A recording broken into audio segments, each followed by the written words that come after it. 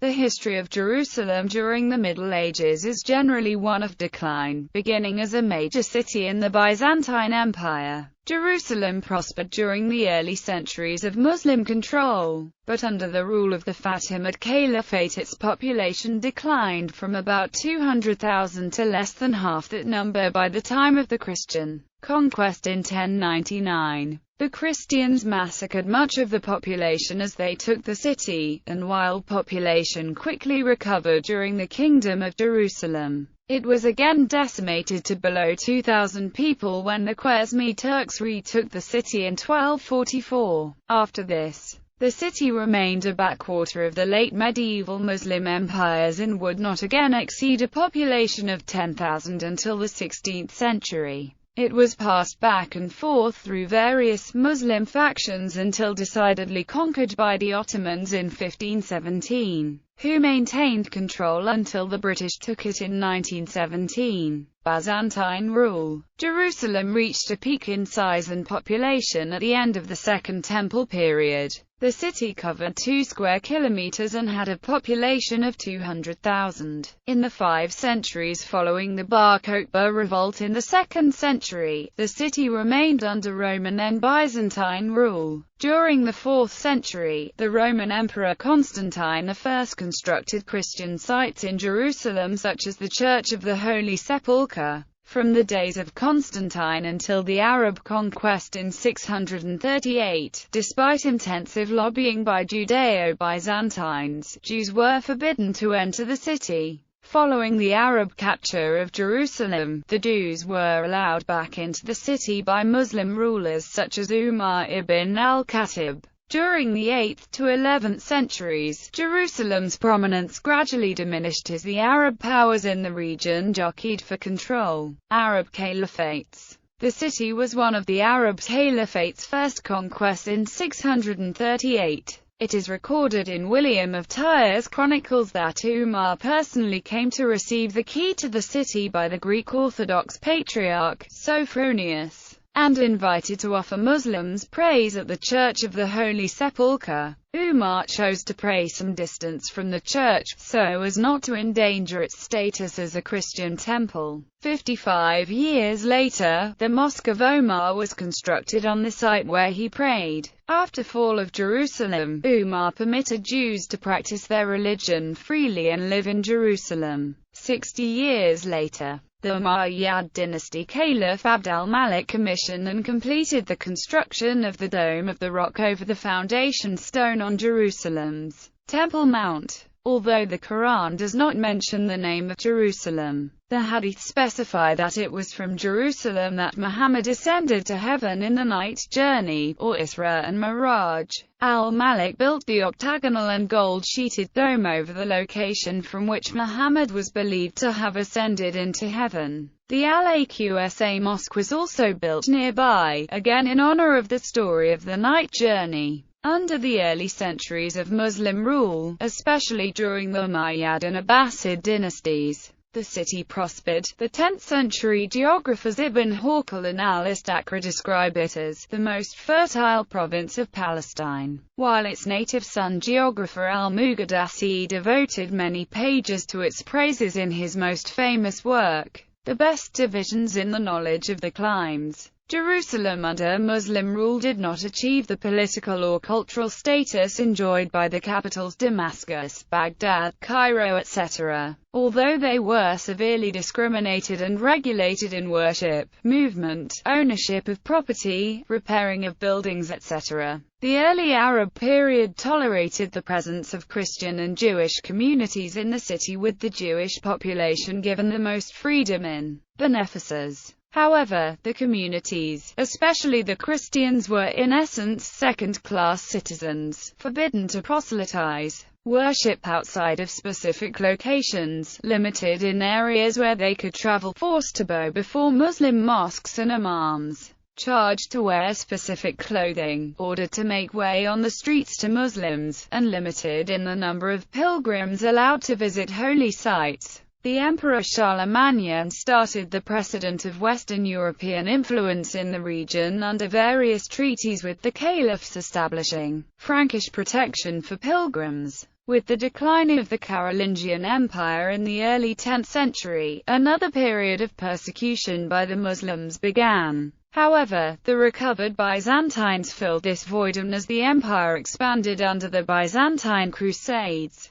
Christians were again allowed to pilgrimage to Jerusalem. According to Rabbi Elijah of Chelm, German Jews lived in Jerusalem during the 11th century. The story is told that a German-speaking Palestinian Jew saved the life of a young German man surnamed Dolberger. So when the Knights of the First Crusade came to besiege Jerusalem, one of Dolberger's family members, who was among them, rescued Jews in Palestine and carried them back to Worms to repay the favor. Further evidence of German communities in the Holy City comes in the form of halakhic questions sent from Germany to Jerusalem during the second half of the 11th century. As the Byzantine borders expanded into the Levant in the early 11th century, the limited tolerance of the Muslim rulers toward Christians in the Middle East began to wane. The Egyptian Fatimid Caliph al-Hakim bi-Amr Allah ordered the destruction of all churches throughout al-Islam, starting with the churches in Jerusalem. The Church of the Holy Sepulchre, revered by most Christians as the site of Christ's crucifixion and burial, was among the places of worship destroyed, but permission was later given for its rebuilding. In 1070–71, the Turkic Emir Atsiz ibn Uvaq al-Khwarizmi besieged and captured the city, placing it under the nominal control of the Abbasid Caliphate. In 1077, on his return from a disastrous attempt to capture Cairo, the capital of the Fatimid Caliphate,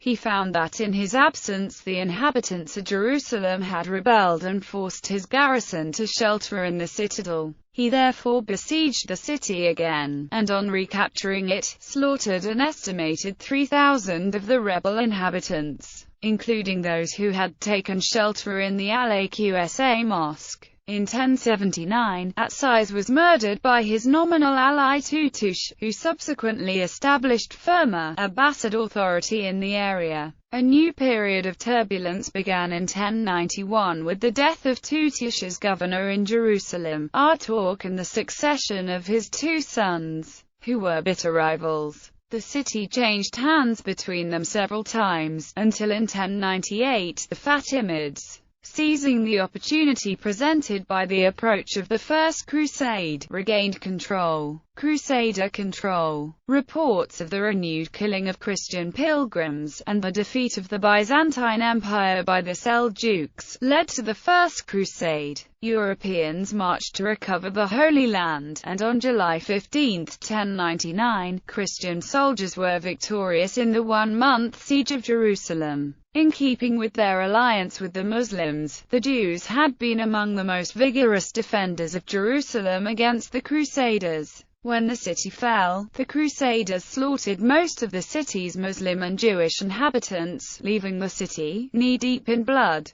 Jerusalem became the capital of the Kingdom of Jerusalem, a feudal state, of which the King of Jerusalem was the chief. Christian settlers from the west set about rebuilding the principal shrines associated with the life of Christ. The Church of the Holy Sepulchre was ambitiously rebuilt as a great Romanesque church, and Muslim shrines on the Temple Mount were converted for Christian purposes. It was during this period of early Frankish occupation that the military orders of the Knights Hospitaller and the Knights Templar have their beginnings. Both grew out of the need to protect and care for the great influx of pilgrims traveling to Jerusalem, especially since Bedouin enslavement raids and terror attacks upon the roads by the remaining Muslim population continued. King Baldwin II of Jerusalem allowed the forming order of the Templars to set up a headquarters in the captured Al-Aqsa mosque. The Crusaders believed the mosque to have been built on top of the ruins of the Temple of Solomon, and therefore referred to the mosque as Solomon's Temple, in Latin, Templum Solomonis.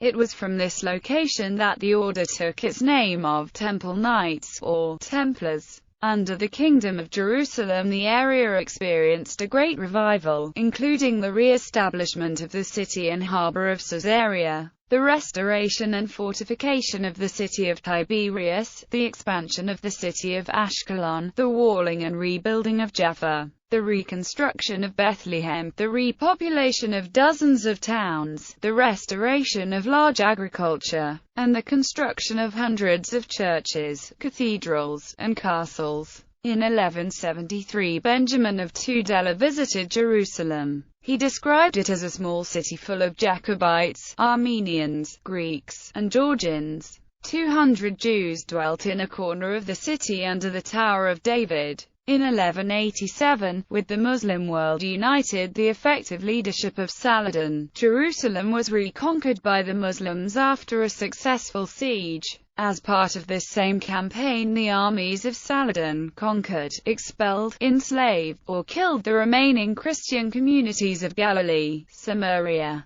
Judea, as well as the coastal towns of Ashkelon, Jaffa, Caesarea, and Acre. In 1219 the walls of the city were razed by order of Al-Muazzam, the Ayyubid Sultan of Damascus. This rendered Jerusalem defenseless and dealt a heavy blow to the city's status. Following another crusade by the Holy Roman Emperor Frederick II in 1227, the city was surrendered by Saladin's descendant Al-Kamil. In accordance with a diplomatic treaty in 1228, it remained under Christian control. Under the treaty's terms that no walls or fortifications could be built in the city or along the strip which united it with the coast. In 1239, after the 10-year truce expired, Frederick ordered the rebuilding of the walls, but without the formidable Crusader army he had originally employed 10 years previous. His goals were effectively thwarted when the walls were again demolished by an-Nasir Daud, the Emir of Kerak, in the same year. In 1243 Jerusalem was firmly secured into the power of the Christian kingdom, and the walls were repaired. However, the period was extremely brief as a large army of Turkish and Persian Muslims was advancing from the north. Khwarezmian control. Jerusalem fell again in 1244 to the Khwarezmi Turks, who had been displaced by the advance of the Mongols.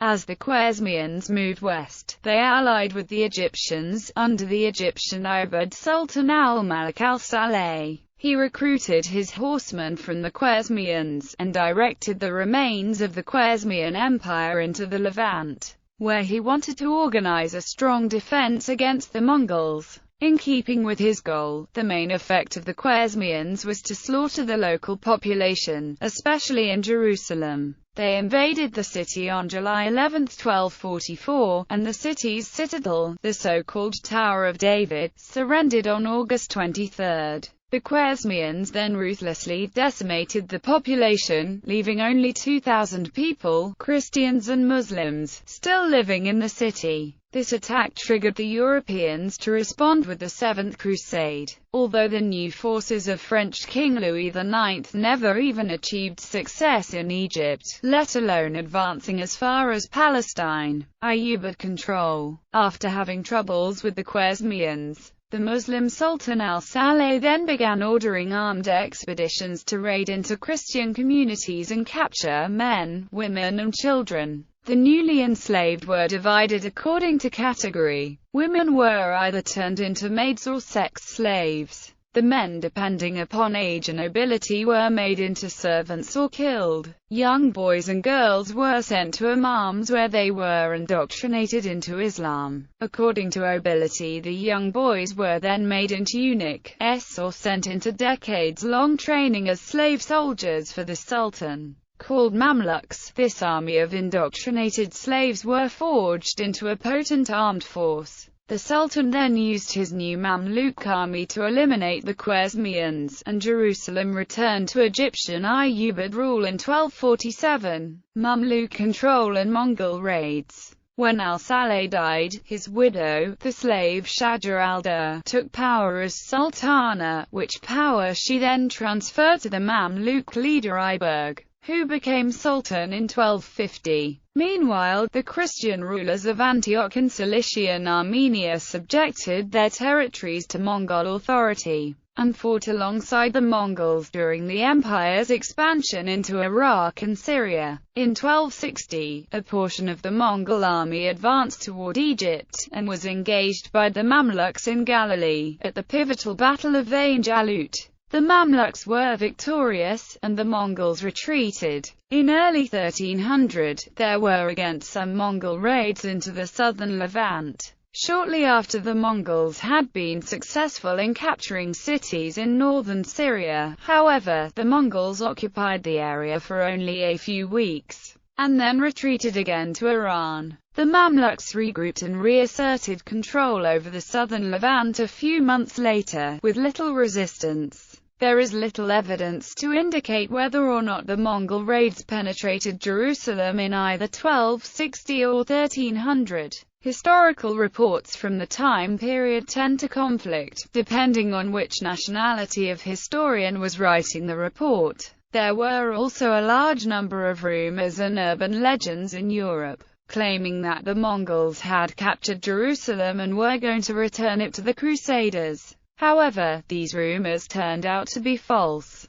The general consensus of modern historians is that though Jerusalem may or may not have been subject to raids, that there was never any attempt by the Mongols to incorporate Jerusalem into their administrative system, which is what would be necessary to deem a territory conquered, as opposed to raided. Mamluk rebuilding. Even during the conflicts, pilgrims continued to come in small numbers. Pope Nicholas IV negotiated an agreement with the Mamluk Sultan to allow Latin clergy to serve in the Church of the Holy Sepulchre. With the Sultan's agreement, Pope Nicholas, a Franciscan himself, sent a group of friars to keep the Latin liturgy going in Jerusalem. With the city little more than a backwater, they had no formal quarters, and simply lived in a pilgrim hostel, until in 1300 King Robert of Sicily gave a large gift of money to the Sultan. Robert asked that the Franciscans be allowed to have the Sion Church, the Mary Chapel in the Holy Sepulchre, and the Nativity Cave,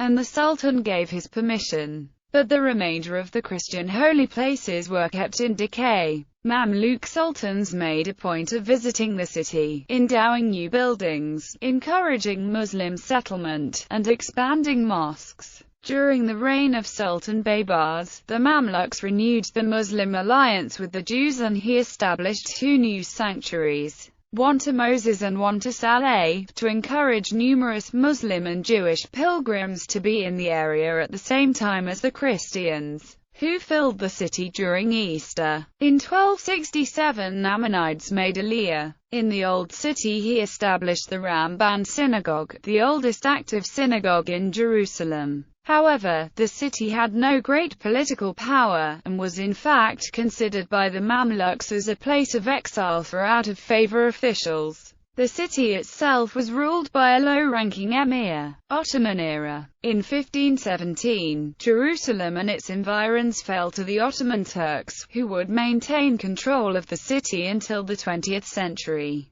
Although the Europeans no longer controlled any territory in the Holy Land, Christian presence including Europeans remained in Jerusalem. During the Ottomans this presence increased as Greeks under Turkish Sultan patronage re-established, restored, or reconstructed Orthodox churches, hospitals, and communities. This era saw the first expansion outside the old city walls, as new neighborhoods were established to relieve the overcrowding that had become so prevalent. The first of these new neighborhoods included the Russian compound and the Jewish Mashkenat Shah Anonim, both founded in 1860.